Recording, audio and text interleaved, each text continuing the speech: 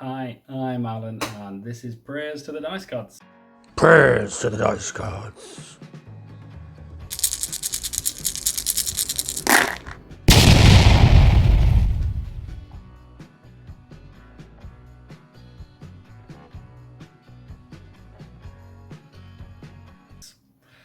And again, it's all about the Necrons. These are the Necrons for the Indomitus box. We like these Necrons, they are very nice models.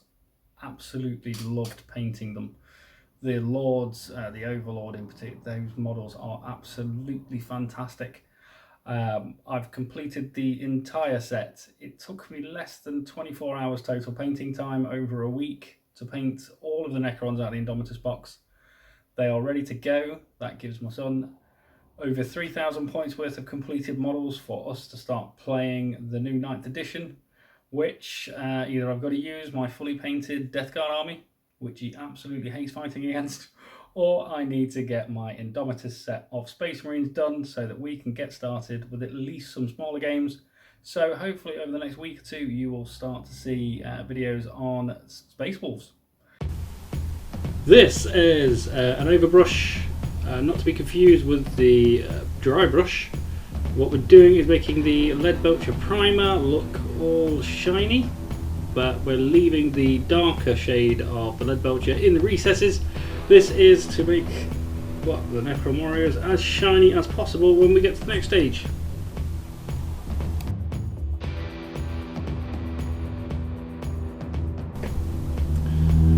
This is the stage that everybody thought I was nuts. We're doing 5 coats. Yes, you heard me right. This is 5 coats with the airbrush of Magos Purple all over the model. Luckily, I do them as big batches, so I just keep going around and around. By the time I finish the last one, the first one's usually dry, especially in the heat that we've had recently, ready for the next coat.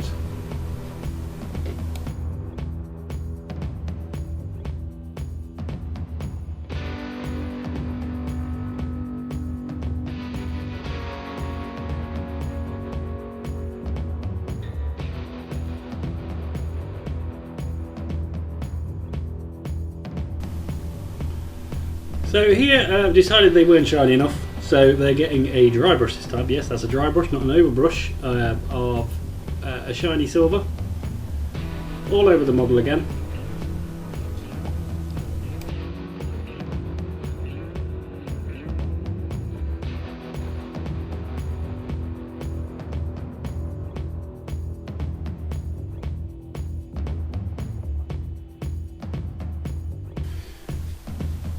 Now we've got the Magos Purple back out, this time using a brush. We're going to actually use it like it's intended to be used, so like a contrast paint, with the hope that it will fall into the recesses and make them a little bit darker, and shy away from those bits we've just dry brushed so that the silver gets a tint rather than taking on the full colour, so we have some nice dry brushed highlights.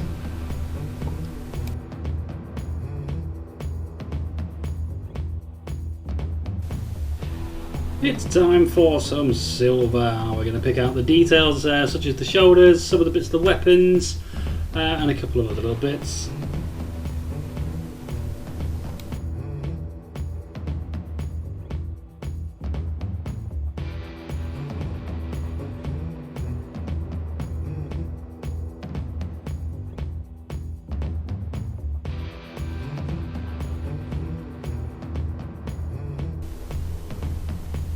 Now we're up to the gold. Yes, you heard me right. We've got gold on these ones, particularly on the command models. It's a nice addition. It really offsets well with the purple and the green. We were really quite impressed with the outcome.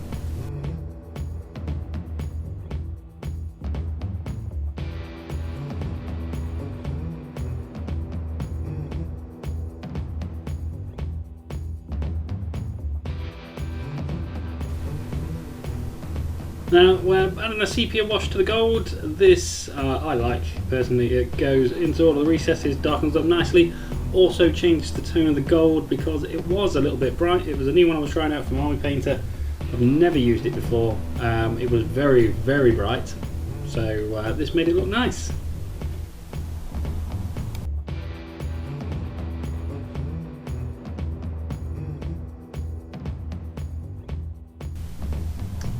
Now here we're using my all-time favourite contrast paint, Black Templar. I love this stuff. It really does what it says on the tin, unlike a lot of the other darker colours.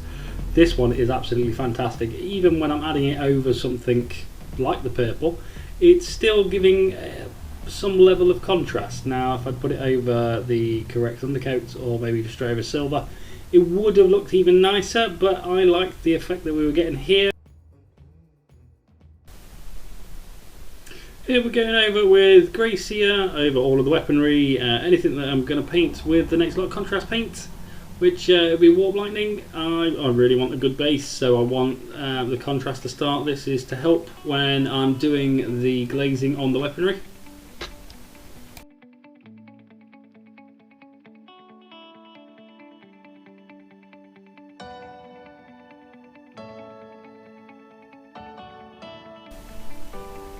And here, would you believe it, this is the Warp Lightning contrast paint that we were talking about just a second ago.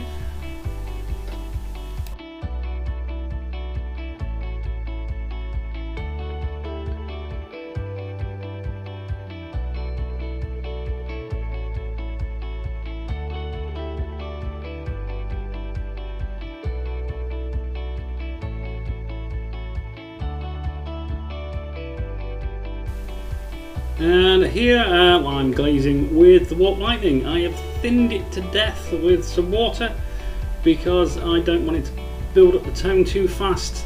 I want it to become a solid colour. It is the darkest we're going to go, so we're going to keep pushing this, pushing the brush to the edge where we want the darkest bit to finish on each of the sections, and we're just going to keep going around and around and doing that.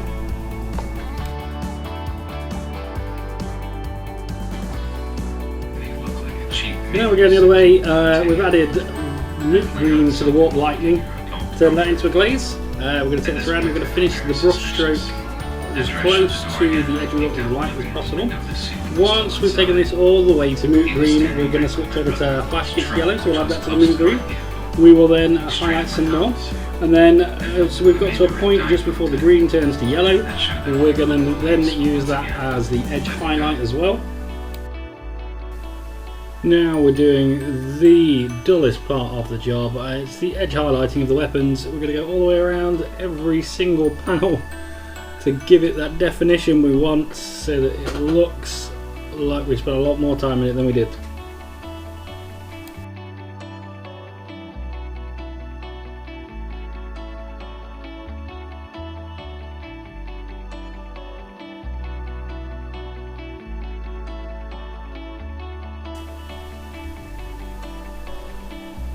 So now we're finishing up with Known Oil, just to dull down the silver parts.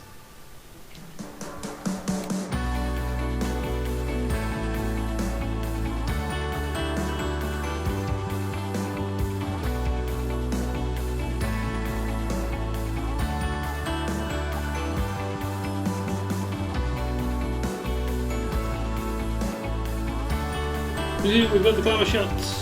The spinny, shiny purple Necrons, all finished, ready to go on the table and start doing some Space Marines. This has got to be the most fun I've had painting models in quite a while. I've done a full Death Guard army, quite enjoyed painting that. I've painted quite a few Space Marines, and I've got a load of others lined up, but the Necrons, these new sculpts, are absolutely fantastic, and I would happily paint them again.